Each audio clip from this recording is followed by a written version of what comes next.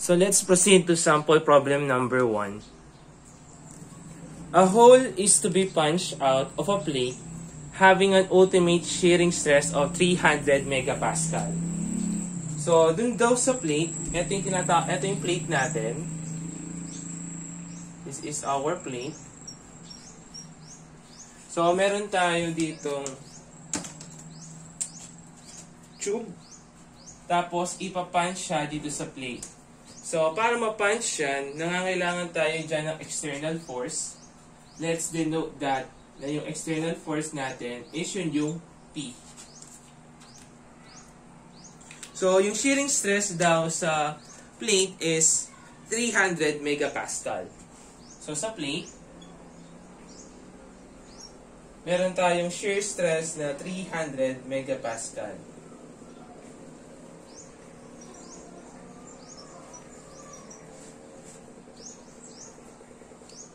If the compressive stress in the punch is limited to 400 megapascal, so ito yung punch natin. So dun daw sa punch, meron daw yung compressive stress na 400 megapascal.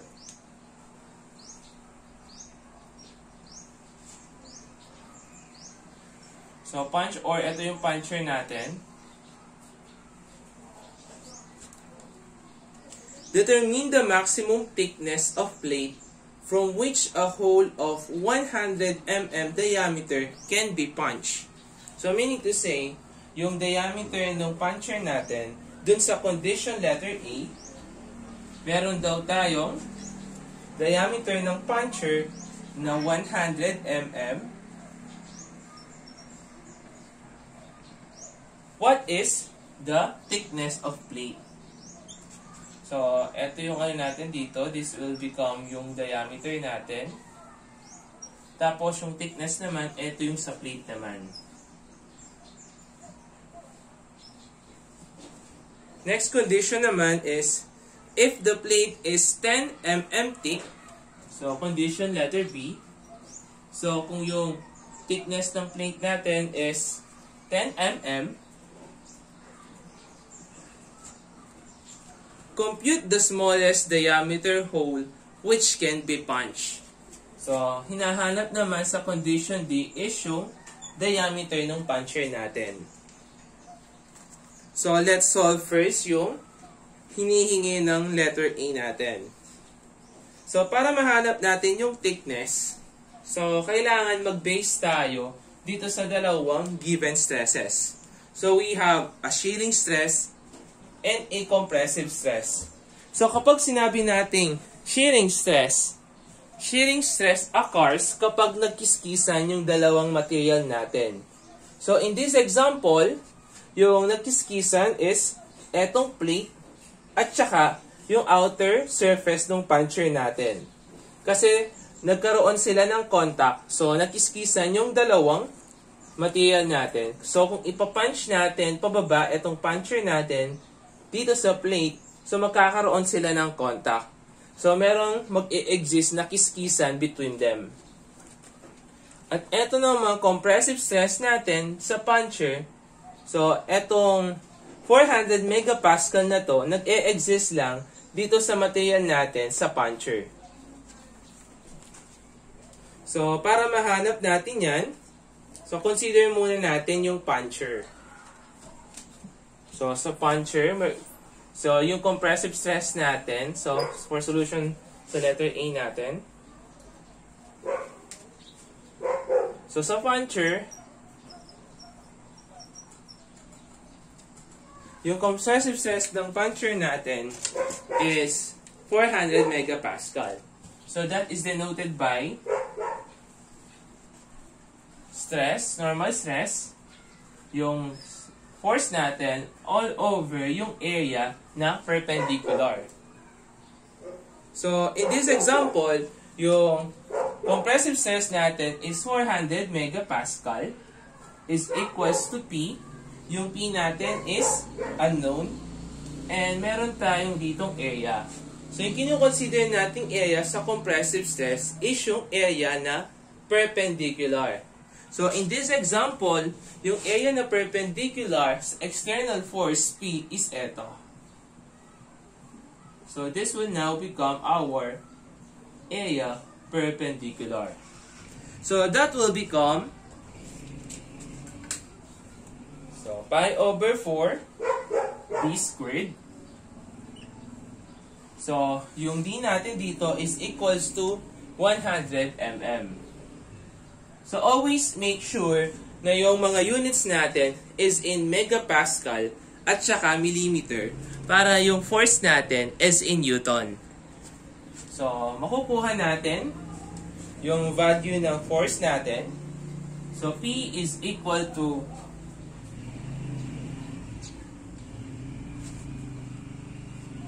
3141592.65 Newton.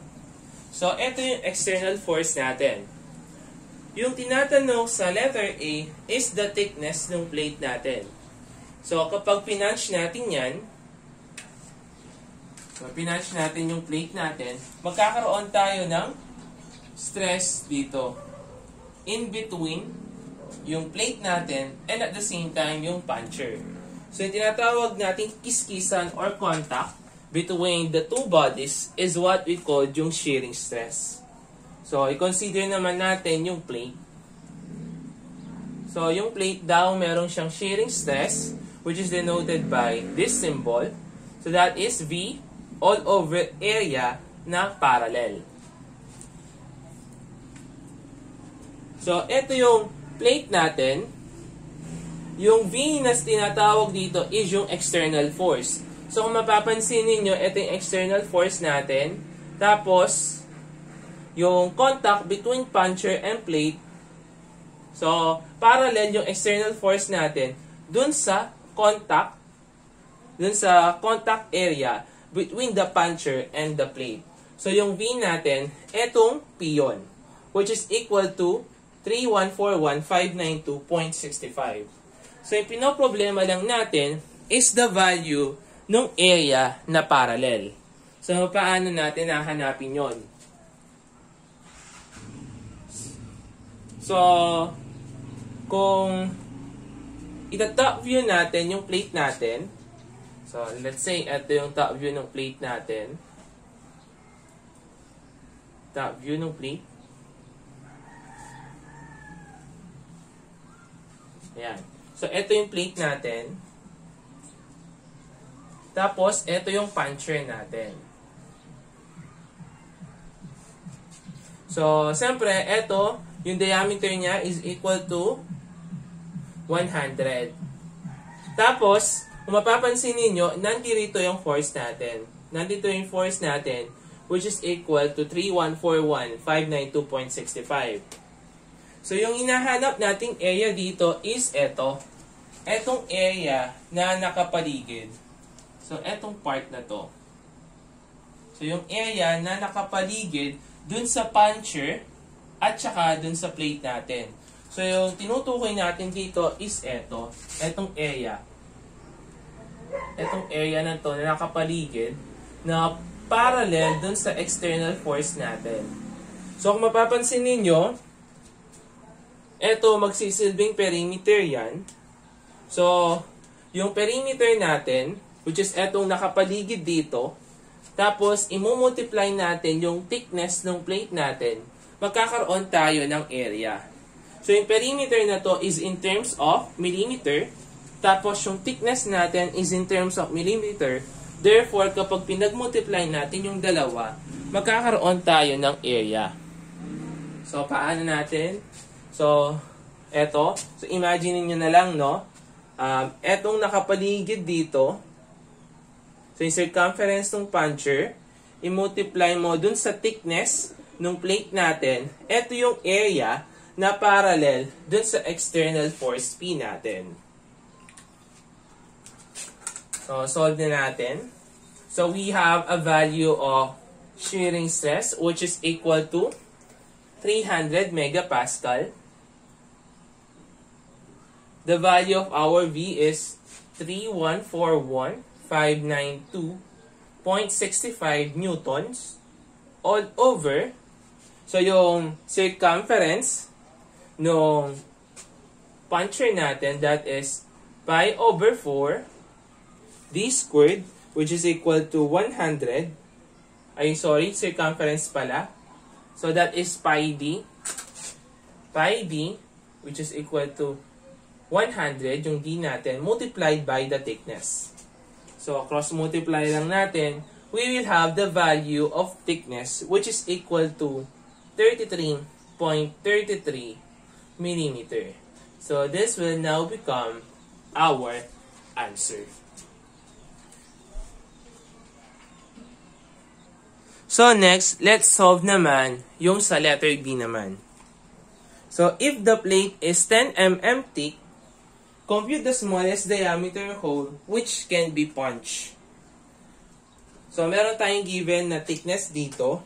Siyempre, yung thickness natin, kung mapapansin niyo dito sa mga formulas natin, yung thickness involved siya dun sa shearing stress natin. So, unahin muna natin yung shearing stress na given. So, that will become for our letter B, condition letter B. So, that will become etong shearing stress natin, force all over area.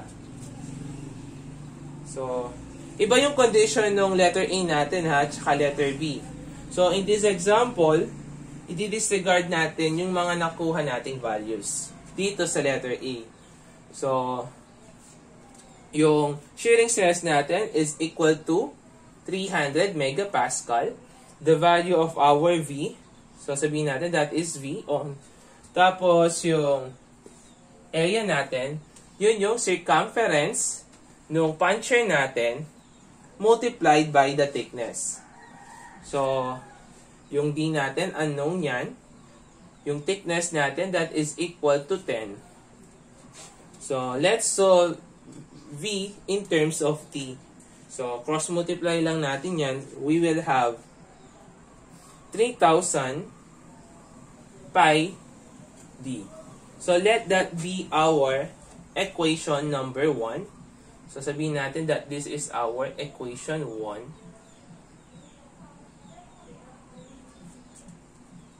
So, dun naman tayo sa compressive stress. So, force over area perpendicular. So, yung compressive stress natin, that is equal to 400 all over. Yung external force natin dito is equal lang siya dun sa V. Wherein yung V natin, that is equal to 3,000 pi D. All over yung area perpendicular natin. So, that will become pi over 4 D squared. So, the value of our D is now equal to 30 millimeter. So, this will now become our answer.